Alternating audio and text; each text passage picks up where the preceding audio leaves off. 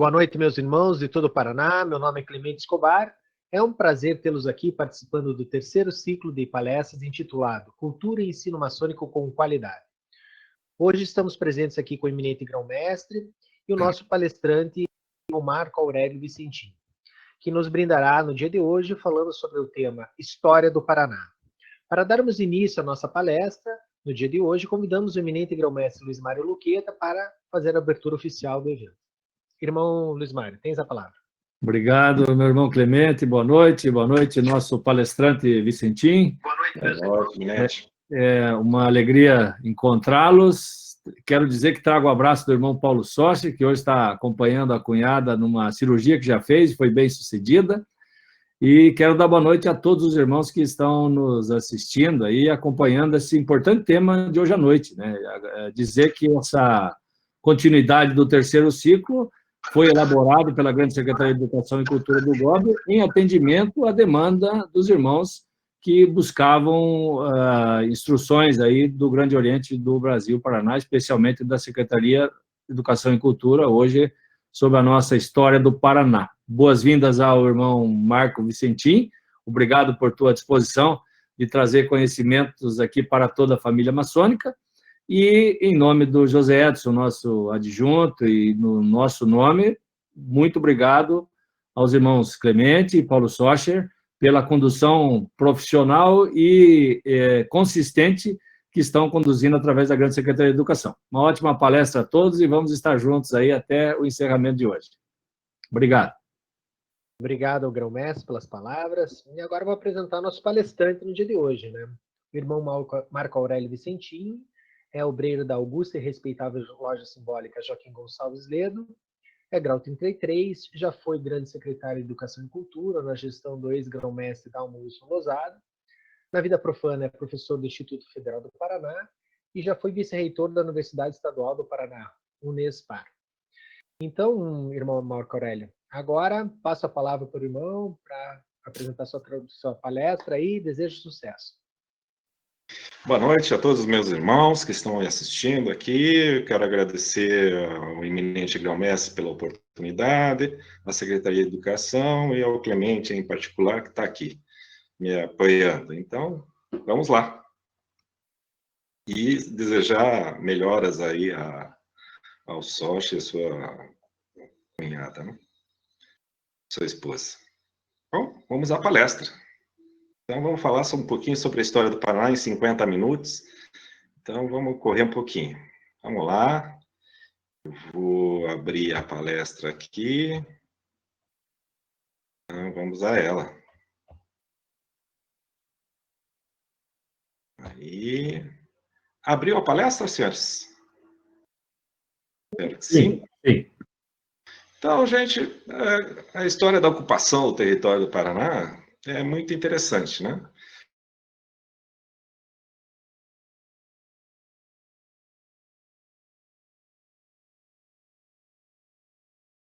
Então, começa aqui, há uma teoria que começa pela África, vai passando pelo Oriente Médio, que vai para a Europa e vai para a Ásia. E aqui muitos cientistas, há uma certa controvérsia, mas muitos cientistas acreditam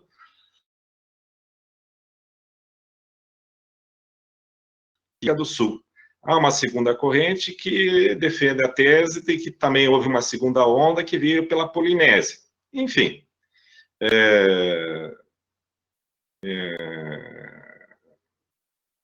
celeuma à parte entre os cientistas, né?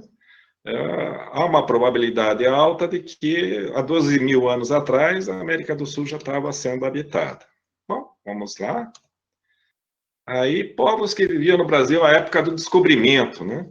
E aí, o Brasil, na verdade, não foi descoberto, né? O Brasil já estava descoberto pelos índios, né? Havia uma grande massa aí de tupi-guaranis, igês, charruas, enfim, uma grande etnia havia no Brasil.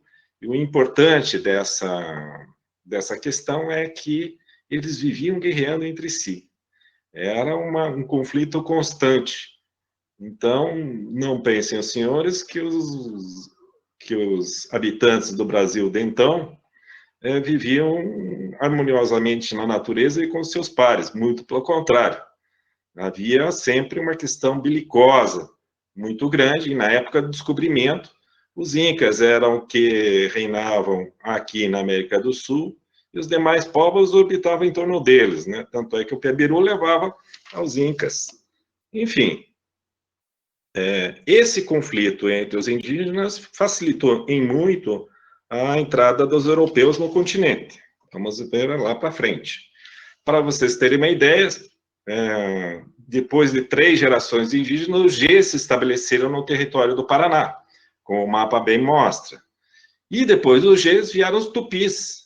Com essa seta azul, você vê que os Tupis vieram ocupando a terra que os Gês já estavam ocupando, fazendo com que eles se recolhessem aos sertões, longe das hidrovias, que é por onde os Tupis se comunicavam e se transportavam pela América Latina. Então, veja, você tem um conflito eterno entre Gês e Tupis, e Guaranis, né? Que antes da vinda dos europeus era um conflito constante. Bom, aqui nós temos o nosso litoral brasileiro, né?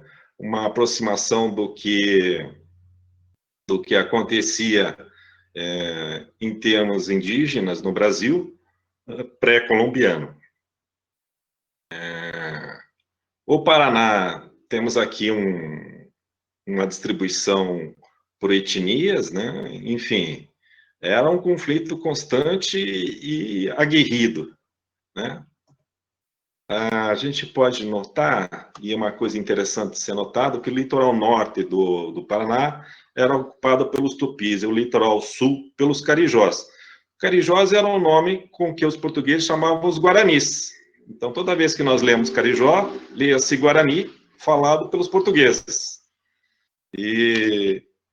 Então, o Paraná era dividido entre os Guaranis e os Gês. Né? E os Gês aí, você tem os Chiclong, os Botucudos, os Biturunas, enfim, uma gama deles, mas em conflito constante com os Guaranis.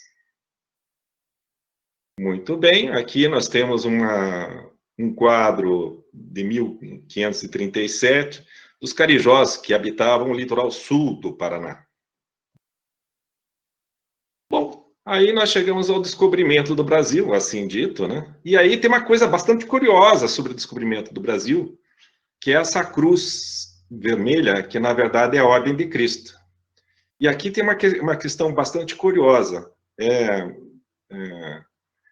Quando os templários foram perseguidos na França, e o Papa Clemente extinguiu a ordem, o que aconteceu em Portugal? Como eles participaram da liberação, eles participaram ativamente da liberação de Portugal, o que os portugueses fizeram? Mudaram o nome dos templários para a Ordem de Cristo. Então, a Ordem de Cristo, senhores, na verdade, a continuação dos templários. Tanto é que, no descobrimento do Brasil, a gente nota as caravelas com a Ordem de Cristo, e quando a porta, que está bem mostrado neste quadro, está lá a bandeira da Ordem de Cristo, que foi dada pelo rei de Portugal à época, que, por sinal, sempre foi o grão-mestre da Ordem de Cristo, desde quando ela se transformou de templário para a Ordem de Cristo. Então, quer queiramos ou não, os templários aqui pisaram, né? Cabral era templário, e os 2 donatários, tanto da capitania de São Vicente, quanto da capitania de Santana, também eram da Ordem de Cristo.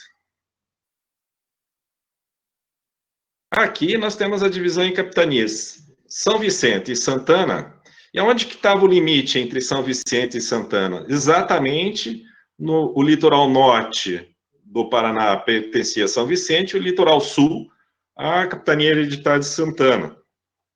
Ambos, capitania de São Vicente e Santana, os donatários eram irmãos, né? Eram irmãos de sangue, e Um era comendador da Ordem de Cristo e o outro cavaleiro da Ordem de Cristo. Então, aqui nós temos uma divisão melhor, né?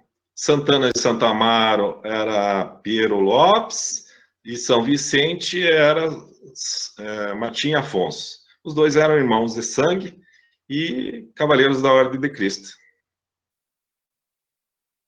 Bom, essa é a parte do Paraná. Mas o que eu quero dizer aos senhores é que a Espanha foi muito mais ativa no nosso território e a grande entrada que se dava no território da América do Sul era pelos rios. A Bacia do Prata era fundamental, porque ela dava acesso à Bolívia, o que é hoje a Bolívia, mas ele dava acesso à parte rica da América do Sul na época, que era o território dos Incas. Então, dominar a Bacia Cisplatina era vital. Foi o que os espanhóis assim fizeram. Lá para 1500 até 1550, eles ocuparam toda a Bacia do Prata, quando o Brasil ainda estava engatinhando. Aqui temos um mapa espanhol que mostra a importância da Bacia do Prata. A Bacia do Prata é que nos dava acesso ao território Inca, que hoje é o Peru. Então, a questão cisplatina, que mais tarde vinha no século XIX a ter uma certa importância ao Brasil, na verdade, sempre foi uma questão nefrálgica para os espanhóis, né? Aqui, por exemplo, nós temos a Batalha de Lambaré entre os paiaguás e espanhóis em 1537. Lambaré fica em território que hoje é o Paraguai. E depois, na Guerra do Paraguai, teve uma outra batalha entre os paraguaios e os brasileiros. Mas antes, em 1537, houve uma guerra para ocupar esta localidade. Em 1537, veja, 1530, São Vicente estava engatinhando ainda. E os portugueses já estavam lá em território paraguaio. Muito bem, poucos conhecem, uma parte da história é que o Paraná, nesta era, pela bacia de Cisplatina, foi ocupada.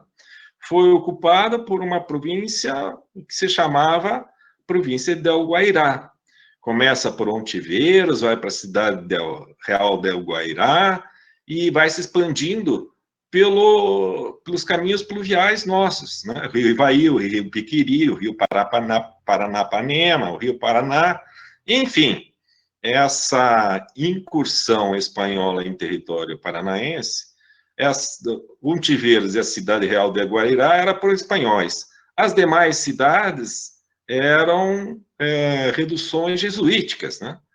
Porque o que aconteceu? A primeira vez que os espanhóis aqui pisaram, sentiram uma resistência enorme dos indígenas. Aí eles conquistaram pela fé, ou seja, a Companhia de Jesus, os jesuítas, embrenharam-se pelo Paraná, abrindo as reduções e pacificando os indígenas. E essa foi uma incursão importante, porque logo um pouquinho mais acima, nós temos São Paulo, e aí começam as bandeiras. Então, entre os jesuítas e os paulistas, houve uma guerra. Uma guerra não explícita, mas tácita, né? Entre indas e vindas, ganhos e perdas, no final, com a vitória dos paulistas. Por isso que hoje o Paraná é português. Se não fosse os bandeirantes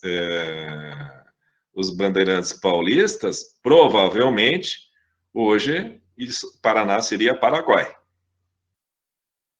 Bom, vamos para frente. Então, aqui nós temos a República del Guairá, em que a Vila Rica del Espírito Santo e a Cidade Real de Guairá e Tambo eram as principais âncoras dessa povoação. E veja, senhores, isso perdurou até 1630, 1640, quando os bandeirantes paulistas adentraram em território. Eles já vinham nesse conflito desde 1570, 1580, guerreando com os jesuítas. Acontece que, nessa época, Portugal se uniu à Espanha, e o rei e isso tudo era um território, na verdade, espanhol. Entre 1560 e 1640, a Espanha, Portugal se unificou à Espanha por uma questão de rei, e então o que é esse conflito entre paulistas e jesuítas era um conflito interno, quase uma guerra civil. Vamos para frente. Aqui nós temos as expedições bandeirantes. Então, os bandeirantes navegando pelos rios paranaenses e rios paulistas foram, e essa é a expedição de Raposo Tavares, essa já é de 1630, mas a verdade é que os paulistas vinham constantemente guerreando com os jesuítas no intento de fazer prisioneiros, né, porque era mais fácil você aprisionar os índios que já estavam pacificados do que pegar os selvagens, né? O interessante disso é que, com a fuga dos guaranis e dos jesuítas, quem toma o lugar deles, depois que os bandeirantes voltam com os cativos, são os Gês. Lembram-se dos Gês que foram expulsos pelos tupis guaranis? Os paulistas expulsaram a maioria dos guaranis, e quem ocupou esse espaço vazio depois dos paulistas deixarem o Paraná e acabar com a guerra entre os jesuítas e os paulistas foi os Gês. Bom, aqui nós temos um mapa do Brasil, em 1709 a 1789. Vejam, senhores, que São Paulo ocupava Goiás, Mato Grosso, o território do Paraná e Minas Gerais. Já em 1789, nós temos São Paulo já reduzido, com Mato Grosso, Goiás e Minas Gerais criados. Aqui nós temos um mapa já com Santa Catarina criada, e a província de São Pedro já com Rio Grande do Sul, e Cisplatina, que já fez parte do Brasil, e que na Guerra da Independência, da questão da Cisplatina, o primeiro território que nós perdemos foi, na verdade, o Uruguai. Essa é uma história que tem que ser melhor contada, né? Porque a mesma tática que os argentinos usaram para libertar o Uruguai, eles tentaram usar no Rio Grande do Sul, ajudando a Revolução Farroupilha. Eu já logo vou falar sobre isso. Então, aqui nós temos o estado de São Paulo, em sua plenitude. Aqui nós temos a ocupação portuguesa depois dos bandeirantes, né, as fundações das cidades, as expedições. Veja que nós só estamos falando de 1769, 1771. Quer dizer, o Paraná português é relativamente novo, né? Aqui nós temos os caminhos, né, depois das descobertas das Minas Gerais, o caminho de Viamão, enfim. Aqui há uma forte... era no tropeirismo que Paranaguá deixa de ser a principal cidade do Paraná e Curitiba passa a ser a nossa central, a nossa capital. Ou seja, pelo tropeirismo e pela passagem dos tropeiros é que o interior do Paraná começa a crescer. Aqui nós temos um mapa antigo de São Paulo. Veja que Rio Grande fazia fronteira com São Paulo e Santa Catarina era aquele trecho de terra ali de Santana. Veja, senhores, que quando houve a Revolução Farroupilha, São Paulo fazia fronteira com Rio Grande. E o que preocupava os paulistas, na verdade, era que havia uma revolução também no interior de São Paulo, e que se essas duas revoluções se juntassem, logo tomariam São Paulo. Aí o acordo dos paranaenses com a província de São Paulo foi que se eles apoiassem o governo imperial, eles conseguiriam a sua independência. E foi o que aconteceu. Foi uma barganha com os paulistas, para não aderir à questão Farroupilha, que o Paraná se emancipou de São Paulo. Veja, nós temos aqui a província do Paraná. Veja que a província do Paraná faz fronteira com o Rio Grande do Sul, né? Quando ela foi criada. Santa Catarina, ainda aquele trecho de Santana, e a província de São Pedro vira o Rio Grande do Sul. Veja aqui o mapa do Paraná em 1911. E quando que o Paraná perde esse trecho para Santa Catarina? Perde por uma decisão do STF. Os catarinos alegam que essa parte, havia um documento que dava essa parte do Paraná a Santa Catarina, na verdade, a São Paulo, na época, e o STF, que era no Rio de Janeiro à época, deu ganho de causa a Santa Catarina. Então, nós perdemos grande parte do nosso território por uma decisão do STF. Veja, senhores, aqui o mapa do Paraná em 1912. Guarapuava, Cássio, Curitiba, Lapa, veja, tudo fazendo fronteira com o Rio Grande do Sul. Mapa do Paraná em 1912, de novo. E aí nós temos a questão do contestado.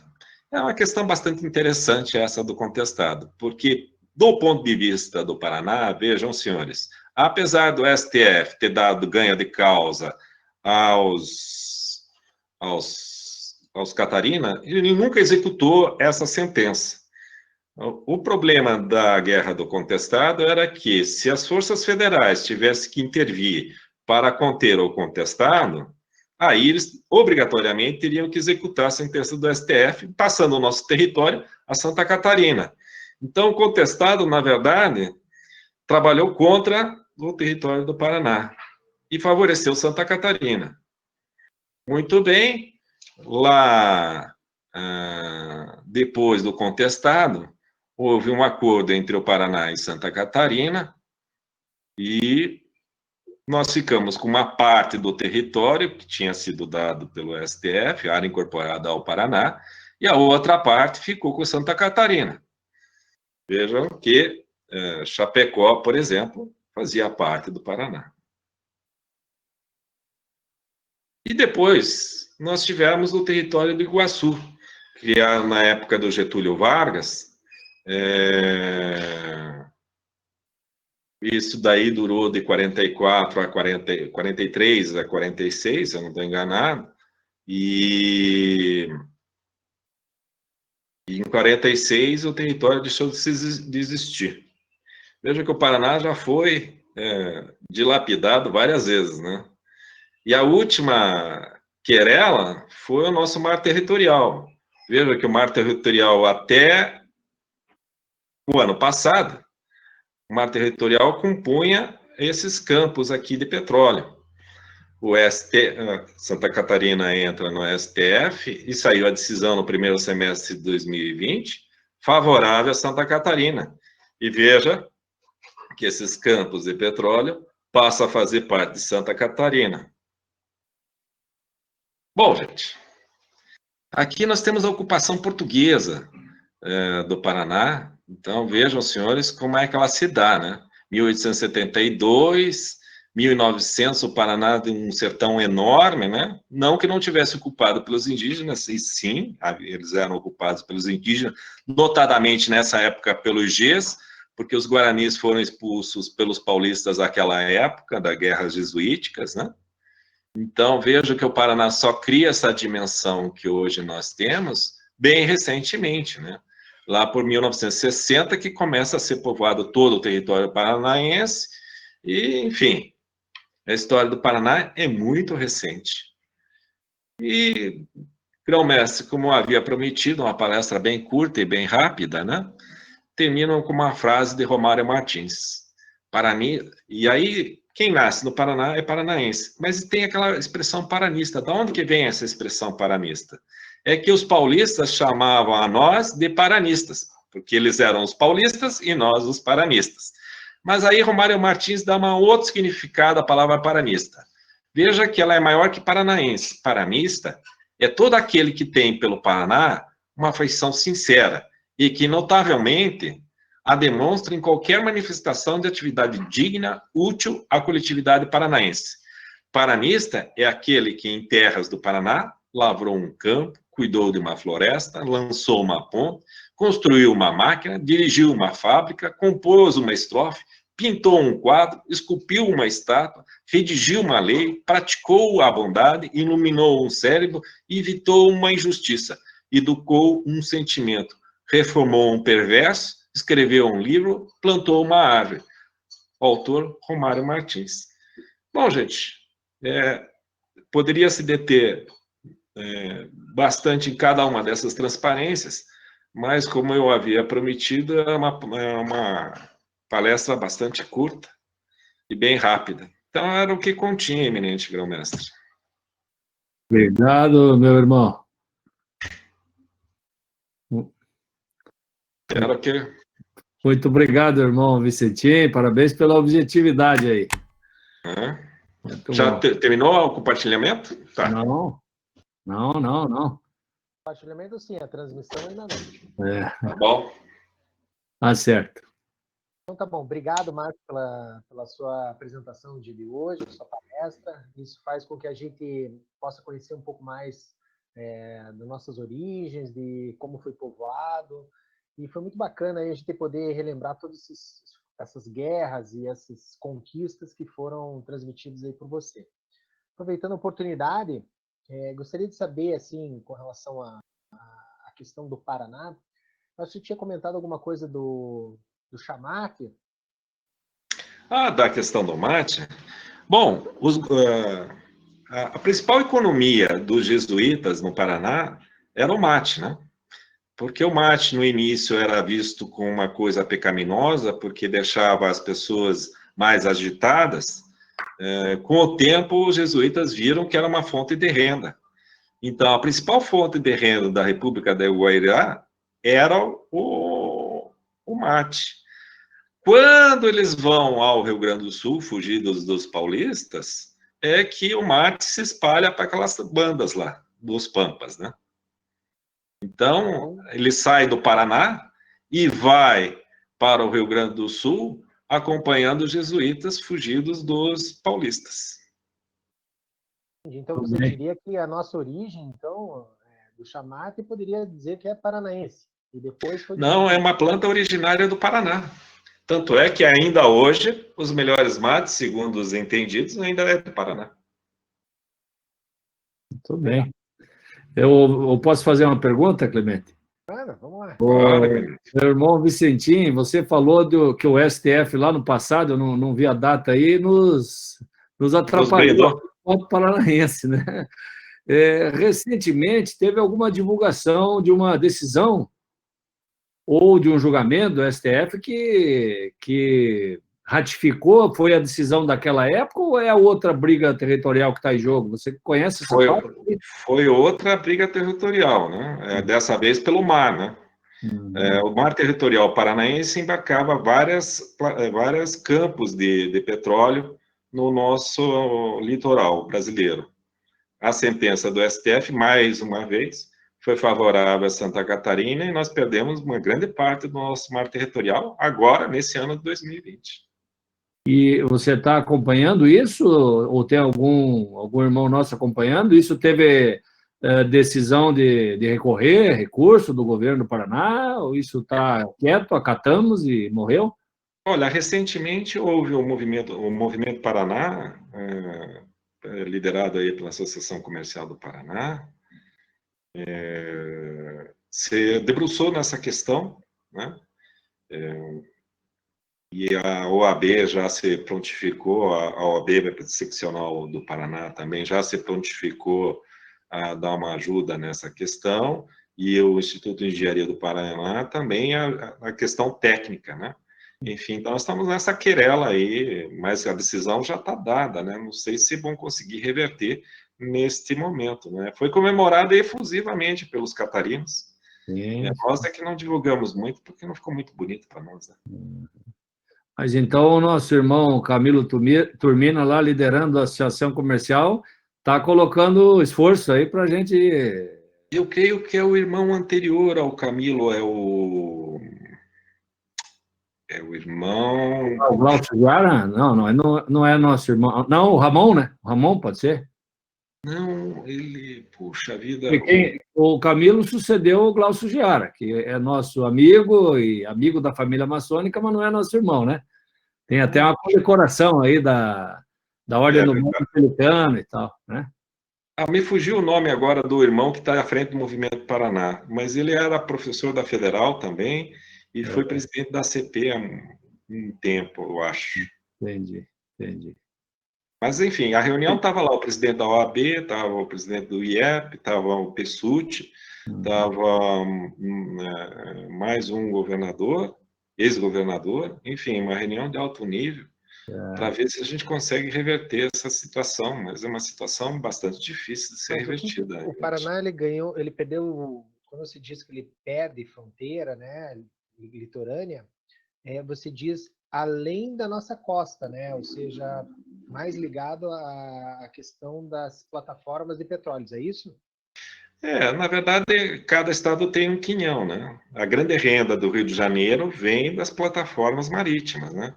O Paraná também, eu acho que por ter aquele mar territorial antes da decisão do STF, também recebeu um quinhão bom em dinheiro dessas plataformas. Agora passa a ser Santa Catarina, e isso gera uma outra demanda, né? Com o dinheiro que nós recebemos, nós temos que devolver? Ok. Aproveitando, usufruindo um pouco do teu conhecimento lá, você fala bastante dos paulistas que eles brigaram lá contra os índios, contra os jesuítas, contra os espanhóis, portugueses. Como que se... Eu acho que cortou tua voz, Clemente. Perdemos um pouquinho, agora sim. Agora sim. Gostaria de saber como que se compunha a população paulista quando se fala que eles brigavam com os jesuítas e depois brigaram com os índios e tudo mais. Você sabe qual que era a etnia deles? Esse grupo era provindo da onde? Então, Clemente, haviam poucos europeus nessa época. Na verdade, havia uma miscigenação de raças enorme no Brasil, né? Então, os quatrocentistas, na verdade, têm boa parte do sangue dos índios, né? Os mamelucos. Enfim, quando os bandeirantes vão, você coloca lá, foram 80 portugueses, mas junto com eles iam 4, 5 mil índios, né? Então, a guerra se fazia, na verdade, entre índios, né? E os índios, como eram inimigos um dos outros, isso foi a grande chave para o Brasil. Veja, quem apoiou os franceses no Rio de Janeiro foram os tamoios, enfim. É essa divisão indígena que faz com que os tupinambás tomem o Rio de Janeiro de novo para o Brasil. Agarrava uma bandeira, né? Eu não sei se era bandeira, mas eu acho que era mais uma questão de sangue, sabe? Você tinha inimizades e você usava essas inimizades, dependendo da quantidade de índios que você tinha de um lado e de outro, você ganhava a guerra. E você chamava isso de vitória brasileira, ou vitória francesa, ou vitória holandesa, ou vitória brasileira. Enfim, então, o grande contingente, na verdade, das bandeiras aqui no Paraná era indígena. Então, era índio contra índio. Você tinha 40 espanhóis de um lado e 80 portugueses do outro, mas o grande contingente era os guaranis de um lado e os tupis dos outros. Então, esse conflito se decidia, na verdade, entre os índios. Entendi. Meu irmão... desculpa, vai, Clemente. Não, pode falar, depois eu pergunto. Aqui, irmão Vicentim, muitos irmãos e família maçônica participando aí da tua palestra, e tem alguns comentários aí do irmão Hamilton, excelente palestra, parabéns, irmão Vicentim, o nosso irmão João Carlos da Rosa, parabéns pela apresentação e nossa gratidão ao palestrante, o irmão Mário Cordeiro, também agradeço pela excelente palestra, o irmão Antônio Marcos, obrigado, irmão Vicentim, o Bob pelo aprendizado, o Ismar Ponquiroli, parabéns, irmão Vicentim, o Leonardo da Costa Santini, parabéns, meu irmão, uma ótima palestra, temos que ter nossa história sempre presente, um tríplice fraternal abraço. E o irmão Luiz Sérgio botou uma dúvida aqui, mas foi mais ou menos, eu acho que o que você disse, ele falou assim, se não me engano, com esta última sentença, o Paraná ficou devendo uma quantia vultosa a Santa Catarina. Mais ou menos. E como é que vai ser executada essa sentença ainda não está certo. A verdade é que o STF deu de causa a Santa Catarina. As consequências dessa sentença ainda não estão definidas, né? Mas, enfim, tem essa possibilidade, sim. Tudo bem. E você falava do convívio dos portugueses, jesuítas e espanhóis. Teoricamente, os portugueses e espanhóis eles andavam em conflito, volta e meia, né? E você não é verdade. Acho que não é verdade. compartilhavam, então, Havia... Veja, a coroa portuguesa e a coroa espanhola se unificaram em 1560, 1540, enfim, 1560 com certeza. E ela perdurou essa unificação até 1640. Então, nesta época, nesse período, você pode dizer que o Brasil foi espanhol, sob o reinado de Dom Felipe. Entendi. Aí as coisas estavam mais calmas, assim. Em 1640, houve a separação. E aí, como é que ficou a divisão do Brasil nessa separação? Porque, veja, foi uma separação bastante difícil. Você tinha territórios antigamente portugueses e outros espanhóis, e como é que ficou a parte brasileira desse negócio? Eles não davam muita importância para o Brasil, essa é a grande verdade. Né? A importância para eles era o ouro e a prata que vinha lá daquele território que hoje é o Peru. Então, o que interessava a eles era a questão cisplatina. A verdade é que eles usaram o Utiposidetes. O que é o Utiposidetes? Eu já tomei posse dessa terra. E aí a questão do Paraná ficou resolvida pelos bandeirantes. Olha, nós tomamos isso daí dos jesuítas. Na verdade, isso pertence aos bandeirantes paulistas. Né? Então, essa área do Paraná foi dada aos portugueses na separação da coroa portuguesa da espanhola. Tá bom. Veja que a primeira vila fundada por nós foi Paranaguá. Isso foi em 1600 e alguma coisa.